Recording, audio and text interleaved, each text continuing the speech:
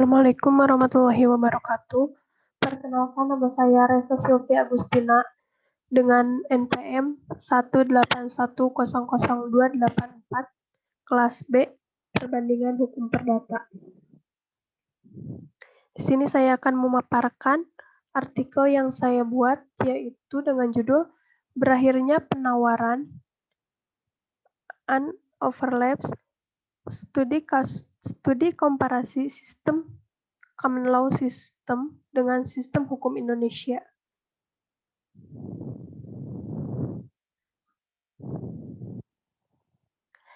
Pendahuluan, penawaran dan penerimaan adalah perbuatan hukum sepihak. Perjumpaan dari kedua perbuatan hukum sepihak inilah yang kemudian membentuk suatu perjanjian yang merupakan perbuatan hukum timbal balik.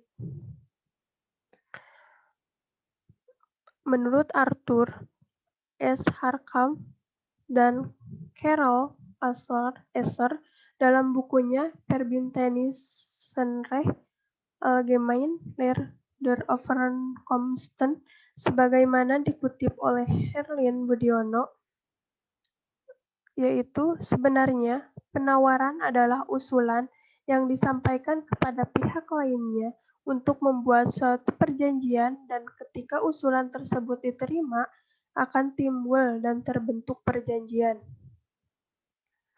Keberadaan berbagai sistem hukum yang terdiri dari common law system, socialist system, civil law system, dan lainnya yang masing-masing memiliki perbedaan tentu telah memberikan pengaruh dan memperkaya keberadaan dari hukum positif setiap negara yang menggunakan salah satu sistem hukum tersebut. Maka dalam membuat artikel ini, di sini saya akan membandingkan mengenai berakhirnya penawaran antara common law system dengan hukum Indonesia. Identifikasi masalah. Yang pertama, bagaimana perbandingan pengaturan berakhirnya suatu penawaran lapse of offer antara hukum Indonesia dan hukum Inggris. Yang kedua, apakah kelemahan dari ketentuan berakhirnya suatu penerimaan di Indonesia?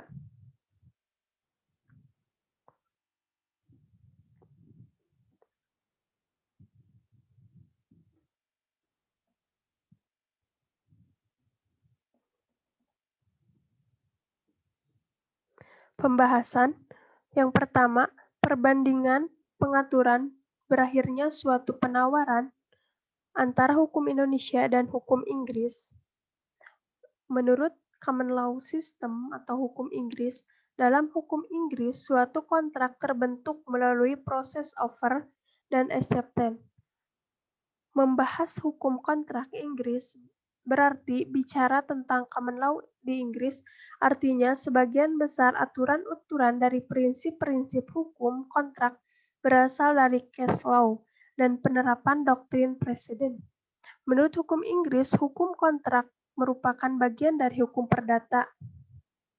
Terbentuknya suatu kontrak melalui penawaran atau offer. Penawaran menurut hukum Inggris terjadi karena adanya satu pihak yang memberikan offer dan pihak lain menerima offer tersebut.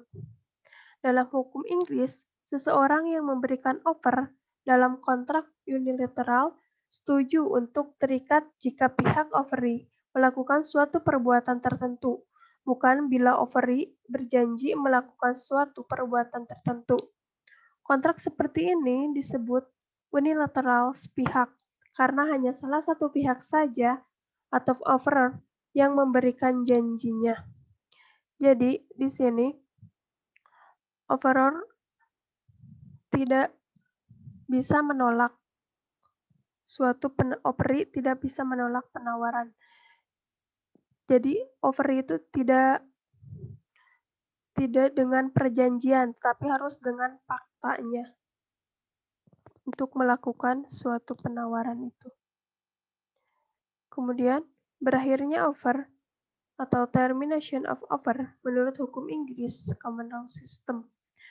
Yang pertama, diakhiri dengan cara dibatalkan atau dicabut. Jadi, berakhirnya suatu penawaran itu bila penawaran itu dibatalkan atau dicabut. Yang kedua, berakhir dengan ditolak offer, rejection of offer, atau dibuatnya offer balik, counter offer. Yang ketiga, berakhir dengan lampau waktu atau lapse of time. Yang keempat, berakhir dengan kematian. Sistem hukum Indonesia. Di Indonesia, aturan mengenai penawaran dan penerimaan dapat dilihat pada buku ketiga tentang perikatan. Suatu perikatan lahir karena adanya suatu perjanjian. Suatu perjanjian sendiri terbentuk karena adanya penawaran atau offer.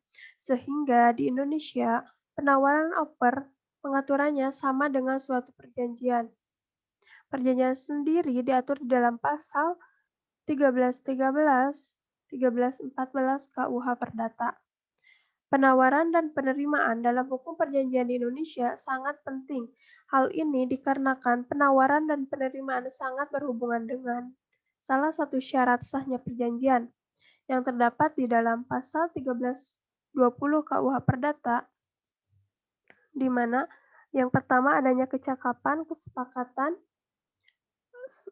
suatu hal tertentu, dan kausa yang halal.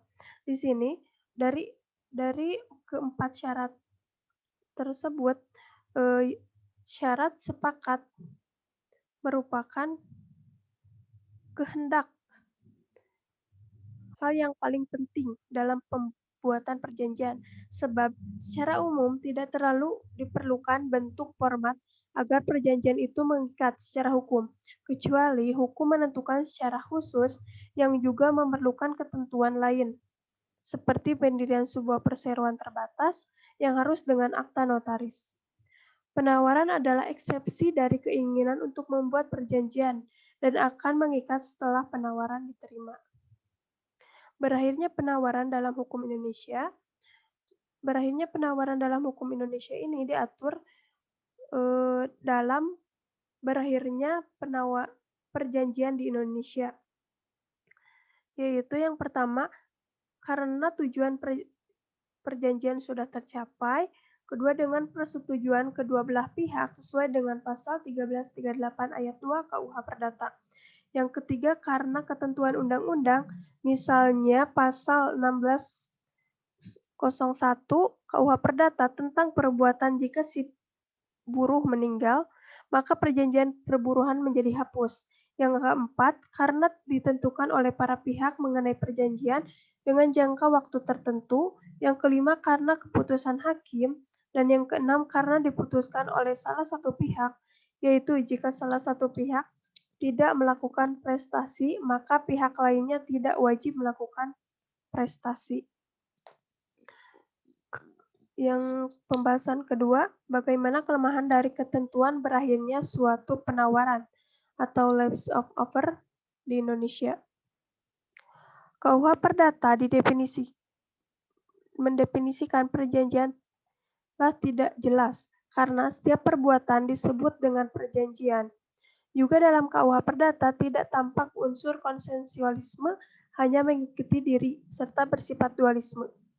Kesepakatan merupakan pertemuan antara penawaran offer dari satu pihak yang mengajukan penawaran offeror dan juga penerima acceptance oleh pihak lainnya yang menjadi tujuan dari diajukan penawaran tersebut. Offering merupakan dasar dari timbulnya kewajiban di salah satu sisi dan hak di sisi lainnya harus dipenuhi oleh para pihak yang mengadakan perjanjian. Kesepakatan menurut KUH Perdata tidak boleh ada unsur paksaan, penipuan, dan kehilafan. Jika perjanjian mengandung salah satu unsur tersebut, maka salah satu pihak dapat memintakan pembatalan perjanjian, sehingga perjanjian menjadi voidable. Dalam hukum perjanjian Indonesia, sebagaimana diatur pada buku ketiga KUH Perdata, tidak memberikan suatu tempat khusus dari offer dan acceptance tersebut, khususnya mengenai bagaimana penawaran harus dimulai dan dibuat. Bentuknya seperti apa dan bagaimana dengan penerimaan. tidak diatur dalam KUH Perdata, tidak seperti pengaturan offer dan acceptance yang jauh lebih lengkap dalam common law. Kesimpulannya, di Inggris, offer dalam kontrak unilateral setuju untuk terikat jika pihak offeree melakukan suatu perbuatan tertentu, bukan bila offeree berjanji melakukan suatu perbuatan tertentu.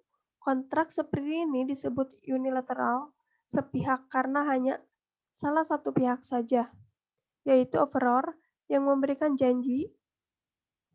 Dalam sistem common law, penawaran berakhir jika diakhiri dengan cara dibatalkan atau dicabut, ditolak, offer, atau dibuatnya offer balik karena lampau waktu dan berakhir dengan kematian. Sedangkan di Indonesia, perjanjian terbentuk karena adanya penawaran, sehingga penawaran diatur dalam aturan mengenai perjanjian. Untuk itu, perjanjiannya suatu peraturan adalah berakhir suatu perjanjian. Dalam hukum perjanjian di Indonesia, sebagaimana diatur pada buku ketiga KUH Perdata, tidak memberikan suatu tempat khusus dari offer dan acceptance tersebut. Sarannya, dalam hukum perjanjian di Indonesia, sebagaimana diatur pada buku ketiga KUH Perdata, tidak memberikan suatu tempat khusus dari offer dan acceptance tersebut. Jadi, pemerintah perlu membuat aturan mengenai offer dan acceptance tersebut, sehingga dengan adanya aturan akan tercipta kepastian hukum. Terima kasih. Assalamualaikum warahmatullahi wabarakatuh.